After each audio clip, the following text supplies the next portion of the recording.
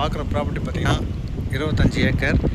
இது வந்து ஈசிஆர் போகிற ரோடு. இது நேராக இங்கே ஜஸ்ட்டு ஒரு 1 கிலோமீட்டரில் ஈசிஆர். இது பீச்சு, சரி போனால் பீச்சு. நம்ம பார்க்குற சைட்டு இதுதான் சார். சார் நம்ம பார்க்குற சைட்டு எல்லாமே பார்த்திங்கன்னா லேஅவுட் போட்டு ரெடியாக வச்சுருக்காங்க. சைட்டை ரெடியாக இருக்குது, லேஅவுட் போட்டு ஈபி கனெக்ஷனும் இருக்குது. ஃபுல்லாகவே கம்பம் போட்டிருக்காங்க பாருங்கள்.